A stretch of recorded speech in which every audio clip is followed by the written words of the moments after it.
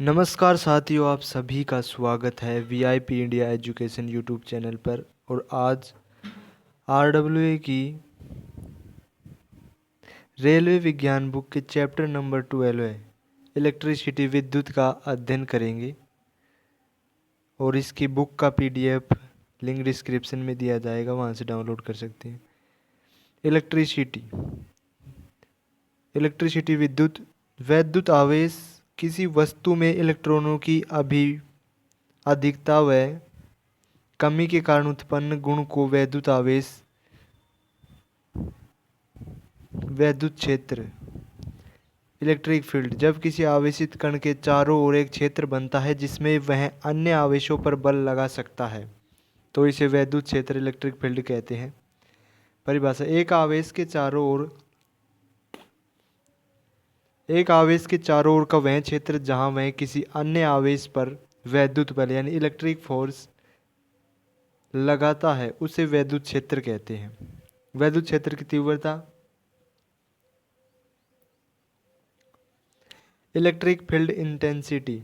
वैद्युत क्षेत्र के किसी बिंदु पर एकांक धनावेश पर कार्य करने वाले बल को उस बिंदु पर वैद्युत क्षेत्र की तीव्रता कहते हैं। अतः वैद्युत क्षेत्र की तीव्रता E बराबर हो जाएगी F/Q0। यह एक सदिश राशि है। इसका SI मात्रक वोल्ट पर मीटर या न्यूटन पर कूलाम होता है। वैद्युत क्षेत्र रेखाएं इलेक्ट्रिक फील्ड लाइंस।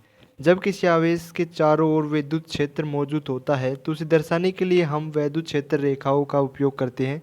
यह रेखाएं काल्पनिक होती है, लेकिन यह दिखाती है कि किसी आवेश के चारों ओर वैद्युत क्षेत्र किस प्रकार फैला हुआ है और अन्य आवेशों पर बल किस दिशा में कार्य करेगा। वैद्युत क्षेत्र रेखाएं वे काल्पनिक रेखाएं होती है जिनका स्पर्शी किसी बिंदु पर वैद्युत क्षेत्र की दिशा को दर्शाता है। इन रेखाओं की दिशा बताती है कि धनात्मक आवेश रखने पर वह किस दिशा में गति करेगा। इनका उपयोग वैद्युत क्षेत्र की तीव्रता और दिशा को समझने के लिए किया जाता है। विद्युत क्षेत्र की रेखाओं की विशेषता या गुण और विवरण का बात करते हैं, जिसमें फर्स्ट है धनात्मक से ऋणात्मक आवेश की ओर। वैद्युत क्षेत्र रेखाएं धनात्मक आवेश से निकलती है और ऋणात्मक आवेश की ओर प्रवेश करती है। दूसरा गुण है कभी आपस में नहीं काटती। यदि दो रेखाएं कटेगी तो वह उस बिंदु पर दो दिशाओं में वैद्युत क्षेत्र होगा, जो असंभव है। घनत्व से तीव्रता दर्शाती है। यहाँ रेखाएं आपस में अधिक निकट होती है, वहाँ वैद्युत क्षेत्र की तीव्रता अधिक होती है, और जहाँ से दूर होती है वहाँ तीव्रता कम होती है। चौथा गुण है समांतर प्लेटों के बीच समान रूप से वितरित होती है। दो समांतर आवेशित प्लेटों कैपेसिटर के बीच वैद्युत क्षेत्र समान यानी यूनिफॉर्म होता है, जिससे रेखाएं समांतर होती है। पांचवा गुण है बंद वक्र नहीं बनाती, क्लोज लूप नहीं बनाती। वैद्युत क्षेत्र रेखाएं कभी बंद पथ नहीं बनाती, क्योंकि यह स्थिर वैद्युत क्षेत्र यानी इलेक्ट्रोस्टैटिक फील्ड की प्रकृति के विपरीत होगा। छठवां गुण है चालक यानी कंडक्टर की सतह पर लंबवत होती है। किसी चालक की सतह पर वैद्युत क्षेत्र रेखाएं हमेशा लंबवत परपेंडिकुलर होती है। और सातवां गुण है ऋणात्मक आवेश से उत्पन्न क्षेत्र रेखाएं अंदर की ओर होती है। किसी ऋणात्मक आवेश के चारों ओर वैद्युत क्षेत्र रेखाएं उसकी ओर बढ़ती है। वैद्युत फ्लक्स इलेक्ट्रिक फ्लक्स। वैद्युत फ्लक्स एक भौतिक राशि जो यह दर्शाती है कि कोई वैद्युत क्षेत्र किसी सतह के माध्यम से कितना गुजरता है। यह वैद्युत क्षेत्र रेखाओं की कुल संख्या को मापता है जो किसी सतह से होकर गुजरती है। वैद्युत फ्लक्स का सूत्र फाई ई बराबर हो जाएगा E dot A. E A cos theta, dot हटाएंगे कोस थीटा आ जाएगा। जहाँ फाई ई है वैद्युत flux electric flux. VIP India education YouTube channel को सब्सक्राइब कर ले, ये पूरी बुक का सॉल्यूशन किया जाएगा। ई बराबर वैद्युत क्षेत्र की तीव्रता इलेक्ट्रिक फील्ड इंटेंसिटी, और ए है सतह का क्षेत्रफल एरिया हो जाएगा। थीटा सतह के लंबवत और विद्युत क्षेत्र के बीच का कोण है। इस तरीके से ई ए और थीटा ए इन दोनों के बीच का कोण है, वैद्युत क्षेत्र रेखाएं हैं। विद्युत फ्लक्स एक अदिश राशि है। इसका मात्रक वोल्ट मीटर या न्यूटन इंटू मीटर स्क्वायर पर कूलाम होता है। वैद्युत विभव इलेक्ट्रिक पोटेंशियल। वैद्युत विभव किसी बिंदु पर विद्युत क्षेत्र द्वारा किया गया वह कार्य है जो एक इकाई धनावेश को अनंत से उस बिंदु तक लाने में किया जाता है। गणितीय रूप से V बराबर W/Q होता है। V वैद्युत विभव है जिसको वोल्ट से मात्रक है, और डब्लू विद्युत बल द्वारा किया गया कार्य है जिसको जूल उसका मात्रक है। क्यू परीक्षण आवेश है जिसका मात्रक कूलाम है। इसका ऐसा ही मात्रक जूल पर कूलाम या वोल्ट होता है। विद्युत विभव का अदिश राशि है जिसे वोल्टमीटर द्वारा मापा जाता है। किसी वस्तु पर आवेश सदैव उच्च विभव से निम्न विभव की ओर चलता है तथा आवेश का प्रवाह तब तक नहीं रुकता जब तक दोनों वस्तुओं की विभव समान नहीं हो जाती। चालक व कुचालक, कंडक्टर और इंसुलेटर्स। चालक क्या होते हैं? कंडक्टर्स। वे पदार्थ जिनमें इलेक्ट्रॉनों की गति आसान होती है और वे विद्युत धारा को सुगमता से प्रवाहित कर सकते हैं, चालक कहलाते हैं। उदाहरण के लिए धातुएं जैसे तांबा, एल्यूमिनियम, सोना, चांदी, नमक का घोल, गीली लकड़ी आदि चालकों के उदाहरण हैं। चालक की विशेषताएं, प्रॉपर्टीज ऑफ कंडक्टर्स। मुक्त इलेक्ट्रॉनों की प्रचुरता होती है जिससे धारा प्रवाहित होती है। विद्युत प्रतिरोध बहुत कम होता है, इलेक्ट्रिक रेजिस्टेंस बहुत ही लो होता है। और तीसरी विशेषता है ऊष्मा के अच्छे चालक होते हैं। अब बात करते हैं कुचालकों की, इंसुलेटर्स। वे पदार्थ जो विद्युत धारा का प्रवाह नहीं कर सकते कुचालक कहलाते हैं, जैसे रबड़ है, कांच, प्लास्टिक, सूखी लकड़ी, कागज, चीनी, मिट्टी आदि। और कुचालकों की विशेषताएं, प्रॉपर्टीज ऑफ इंसुलेटर्स। मुक्त इलेक्ट्रॉन नहीं होते हैं इसलिए विद्युत धारा प्रवाहित नहीं होती है। विद्युत प्रतिरोध बहुत अधिक होता है। इनमें विद्युत उपकरणों में सुरक्षा के लिए उपयोग किया जाता है। ये ऊष्मा के भी कुचालक होते हैं इसलिए थर्मल इंसुलेशन में उपयोग किए जाते हैं। इनके अपवाद एक्सेप्शन है। अधिकतम अधातुएं कुचालक होती है परंतु ग्रेफाइट एक अधातु है परंतु विद्युत का अच्छा सुचालक है। और कांच सामान्यतः कुचालक परंतु उच्च तापमान पर चालक बन जाता है। गीली लकड़ी की बात करें, सूखी लकड़ी कुचालक होती है पर गीली होकर यह चालक बन जाती है। वैद्युत धारिता, कैपेसिटेंस। वैद्युत धारिता किसी चालक द्वारा विद्युत आवेश संग्रहित करने की क्षमता को दर्शाती है। इसे कैपिटल सी से दर्शाया जाता है। इसका मात्रक फैराड होता है। कैपिटल एफ से डिनोट करते हैं। किसी चालक की धारिता उस आवेश क्यू विभव वी के अनुपात के बराबर होती है। सी बराबर में क्यू अपॉन में वी होता है, जहाँ सी कैपेसिटेंस धारिता, क्यू चार्ज स्टोर चालक पर संचित आवेश, वी चालक का विभव पोटेंशियल। और विद्युत धारिता की मात्रक की बात करें, यूनिट ऑफ कैपेसिटेंस, मात्रक फैराड होता है। 1 फैराड बराबर 1 कूलाम पर वोल्ट। माइक्रोफैरड का साइन इस तरीके से लिखती है, 10⁻⁻6 फैराड के बराबर होता है। नैनो फैराड 10⁻⁹ फैराड के बराबर, और पीको फैराड 10⁻12 फैराड के बराबर होता है। विद्युत धारा, इलेक्ट्रिक करंट जिसको आई से डिनोट करते हैं। वैद्युत धारा किसी चालक में विद्युत आवेश के प्रवाह को कहते हैं। यह इलेक्ट्रॉन या आयनों की गति के कारण करने से उत्पन्न होती है। सरल भाषा में समझे तो जैसे जल की धारा बहती है वैसे ही विद्युत धारा का प्रवाह होता है। बैटरी या विद्युत स्रोत से इलेक्ट्रॉन एक बिंदु से दूसरे बिंदु तक बहते हैं जिससे विद्युत धारा उत्पन्न होती है। किसी चालक के किसी निर्धारित बिंदु से प्रति सेकंड प्रवाहित विद्युत आवेश की मात्रा को विद्युत धारा कहते हैं। आई बराबर क्यू अपॉन में टी, जहाँ आई एम्पियर इसका मात्रक विद्युत धारा, और क्यू हो जाएगा प्रवाहित कुल विद्युत आवेश जिसका मात्रक कूलाम, और टी समय जिसका मात्रक सेकंड हो जाएगा। और विद्युत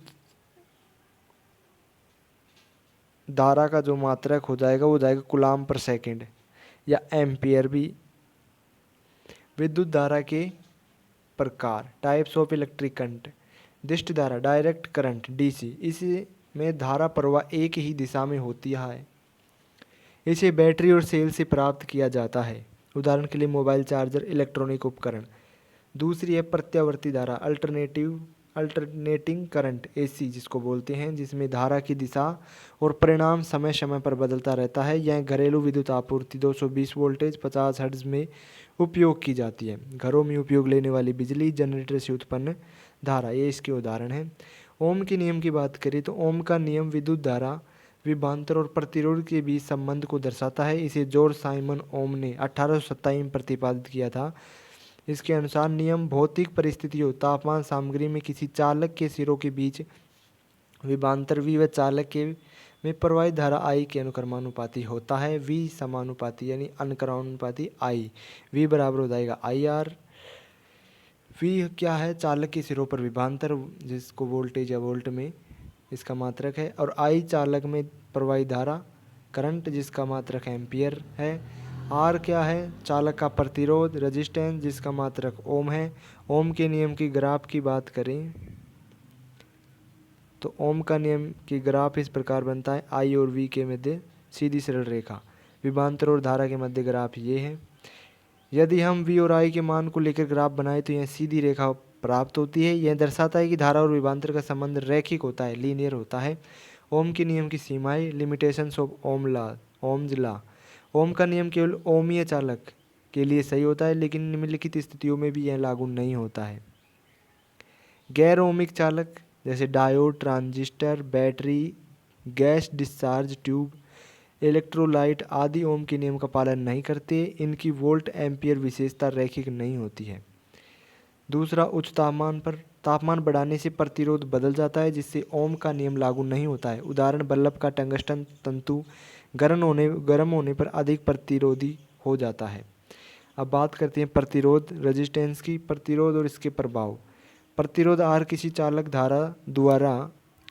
द्वारा धारा के प्रवाह में अवरोध उत्पन्न करने की प्रवृत्ति है। प्रतिरोध का जो सूत्र है, आर बराबर रो एल अपॉन ए होता है, जहाँ आर प्रतिरोध है और रो पदार्थ का अपेक्षिक प्रतिरोध, रेजिस्टिविटी, एल चालक की लंबाई है और ए चालक का अनुप्रस्थ काट क्षेत्रफल है। आपेक्षिक प्रतिरोध को विशिष्ट प्रतिरोध या प्रतिरोधकता भी कहते हैं। चालक की लंबाई एल, लंबाई बढ़ाने पर प्रतिरोध बढ़ता है। अनुप्रस्थ काट क्षेत्रफल ए, क्षेत्रफल बढ़ाने पर प्रतिरोध घटता है। पदार्थ का प्रकार, अलग अलग धातुओं पर प्रतिरोध अलग अलग होता है। तापमान, उच्च तापमान पर धातुओं का प्रतिरोध बढ़ता है, जबकि अर्धचालकों का घटता है। प्रतिरोधों का संयोजन, कॉम्बिनेशन ऑफ रेजिस्टर्स। प्रतिरोध किसी चालक में विद्युत धारा के प्रवाह का विरोध करता है। कई बार हमें प्रतिरोधों को जोड़कर परिपथ में लगाना पड़ता है। दो प्रमुख संयोजन होते हैं, श्रृंखला और समांतर, सीरीज कॉम्बिनेशन और पैरेलल कॉम्बिनेशन। जिसमें सीरीज कॉम्बिनेशन की बात करते हैं, जिसकी परिभाषा, जब प्रतिरोधों को इस प्रकार जोड़ा जाता है कि धारा का केवल एक ही मार्ग हो तो इसे श्रृंखला संयोजन कहते हैं, जैसा कि चित्र में आप देख सकते हैं।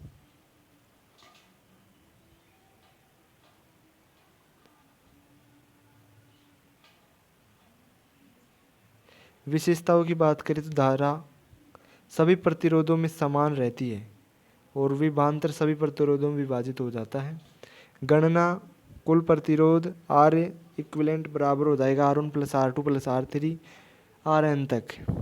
उदाहरण, यदि तीन प्रतिरोध R1, R2 और R3 2, 3 और 4 ओम है तो इन्हें श्रृंखला में जोड़ने पर क्या प्राप्त हो जाएगा? जोड़ देंगे सारों को तो R इक्विवेलेंट हो जाएगा 9 ओम। समांतर संयोजन की बात करें, पैरेलल कॉम्बिनेशन। परिभाषा, जब प्रतिरोधों को इस प्रकार जोड़ा जाता है कि विभवांतर सभी में समान रहे लेकिन धारा विभाजित हो जाए तो इसे पैरेलल कॉम्बिनेशन बोला जाता है। विशेषताएं, विभवांतर सभी प्रतिरोधों में समान होता है और धारा प्रतिरोधों में विभाजित हो जाती है सभी में। इसकी गणना करते हैं, 1/R इक्विवेलेंट बराबर 1/R1 + 1/R2 + 1/R3 dash dash dash 1/Rn। इसका उदाहरण के लिए चित्र देख सकते हैं। तीन प्रतिरोध R1 2 ओम, R2 3 और R3 6 ओम का समांतर कॉम्बिनेशन में जोड़ा जाए तो उनका R इक्विवेलेंट कितना हो जाएगा? इनका हो जाएगा 1/R इक्विवेलेंट बराबर 1/2 + 1/3 + 1/6। एलसीएम लेंगे और कैलकुलेशन करेंगे तो 6/6 बराबर 1, R इक्विवेलेंट बराबर 1 हो जाएगा।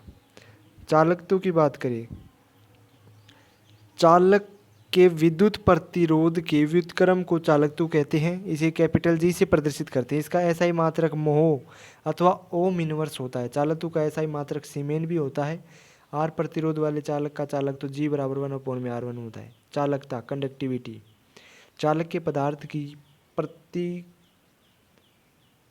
प्रतिरोधकता के व्युत्क्रम को चालकता कहते हैं। इसे सिग्मा से निरूपित करते हैं। अतः चालकता सिग्मा बराबर 1/, प्रतिरोधकता रो। चालकता का ऐसा ही मात्रक ओम इनवर्स मीटर इनवर्स होता है या महो मीटर इनवर्स या सीमेन मीटर इनवर्स होता है। विद्युत सेल, परिभाषा, विद्युत सेल एक ऐसा यंत्र है जो रासायनिक ऊर्जा को विद्युत ऊर्जा में परिवर्तित करता है। यह विद्युत धारा प्रवाहित करने के लिए आवश्यक विभवांतर उत्पन्न करता है। उदाहरण के लिए प्राथमिक सेल ड्राई सेल, लेंकलांचे सेल। द्वितीयक सेल में लीड अमल बैटरी, लिथियम आयन बैटरी। विद्युत वाहक बल इलेक्ट्रोमोटिव फोर्स ईएमएफ। परिभाषा विद्युत वाहक बल किसी सेल या बैटरी द्वारा उत्पन्न किया गया कुल विभवांतर होता है जब वह कोई धारा प्रवाहित नहीं कर रही होती। विद्युत धारा का तापीय प्रभाव की बात करें, जब किसी चालक में विद्युत धारा प्रवाहित होती है तो चालक के अणुओं और इलेक्ट्रॉनों के बीच टकराव होता है। इस टकराव के कारण ऊष्मा उत्पन्न होती है। इसी को विद्युत धारा का ऊष्मीय प्रभाव कहते हैं।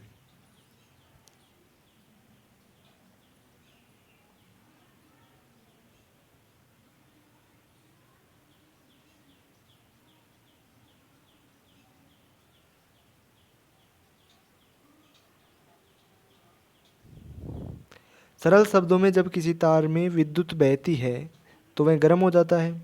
जूल का ऊष्मीय नियम की बात करें, इसकी परिभाषा है जूल्स लॉ ऑफ हीटिंग।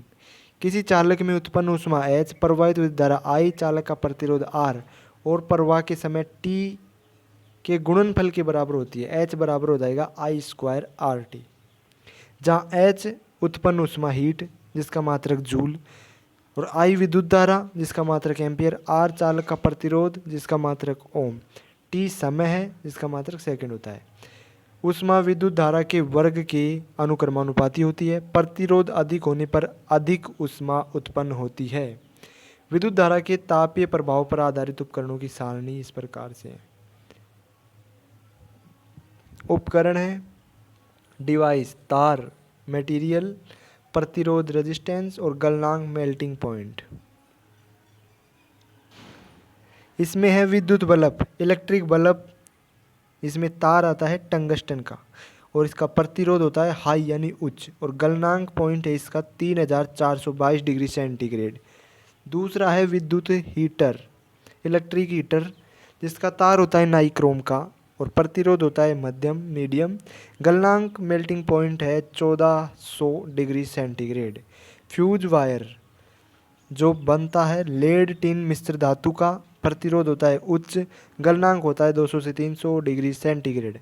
महत्वपूर्ण तथ्यों की बात करें, टंगस्टन का गलनांक बहुत अधिक होता है इसलिए बल्ब के तंतु में उपयोग किया जाता है। नाइक्रोम का प्रतिरोध अधिक होता है जिससे वह विद्युत हीटर में ऊष्मा उत्पन्न करता है। फ्यूज का गलनांक कम होता है जिससे अधिक धारा प्रवाहित होने पर वह जल्दी पिघलकर परिपथ को सुरक्षित कर देता है। विद्युत परिपथ की बात करें, इलेक्ट्रिक करंट। विद्युत परिपथ एक बंद मार्ग होता है जिसमें विद्युत धारा प्रवाहित होती है जिससे बैटरी, प्रतिरोध, स्विच, तार और अन्य विद्युत घटक शामिल होते हैं। यदि परिपथ पूर्ण है तो धारा प्रवाहित होती है, यदि परिपथ अपूर्ण है यानी ओपन है तो धारा प्रवाहित नहीं होती है। विद्युत परिपथों में सामान्यतः उपयोग होने वाले कुछ अवयवों के जो प्रतीक है वो इस प्रकार से, अवयव और प्रतीक। विद्युत सेल का प्रतीक इस प्रकार से है +- और बैटरी अथवा सेलों का संयोजन इस प्रकार से है। खुली यानी पलंग कुंजी अथवा स्विच का इस प्रकार से है और पलंग कुंजी अथवा स्विच का इस प्रकार से है, बंद का। और तार संधि इस प्रकार से होती है, बिना संधि के तार क्रॉसिंग इस प्रकार से होता है और विद्युत बल्ब का ये साइन है। प्रतिरोध का साइन इस प्रकार से है। परिवर्ती प्रतिरोध अथवा धारा नियंत्रक का इस प्रकार से होता है, ये देख लीजिए आप स्क्रीन पर आपके में दिख रहा होगा। एमीटर का साइन इस प्रकार से होता है और वोल्टमीटर का V।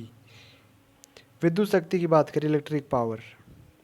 विद्युत शक्ति किसी पदार्थ में एक समय में की गई विद्युत ऊर्जा की खपत होती है जिसमें P बराबर VI। यदि प्रतिरोध R दिया गया हो तो P बराबर हो जाता है I²R बराबर में V²/R हो जाता है।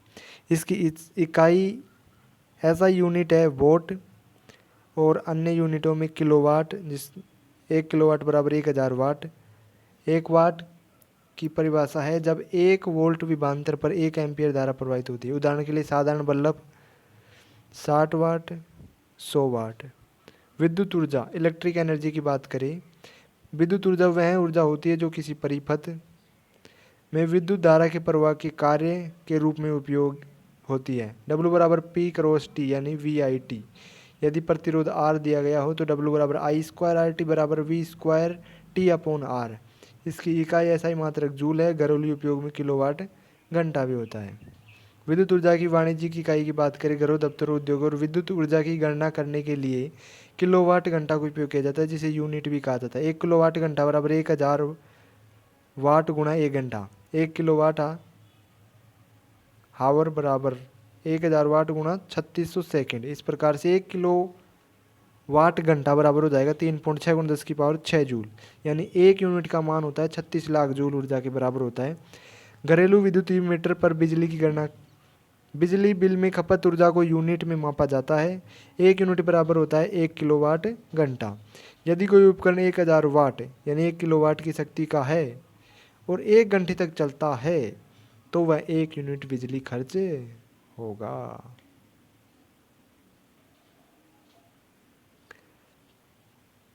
तो इसके क्वेश्चन अब नेक्स्ट पार्ट में आएंगे। इस वीडियो को यहीं पर एंड किया जाता है इस वीडियो का। इसके क्वेश्चन अगले पार्ट में करा दिए जाएंगे, नहीं ये वीडियो लंबा हो जाएगा। Thanks for watching, like the video, subscribe the channel. Channel को सब्सक्राइब करें, शेयर करें और वीडियोज़ में कमेंट करें। थैंक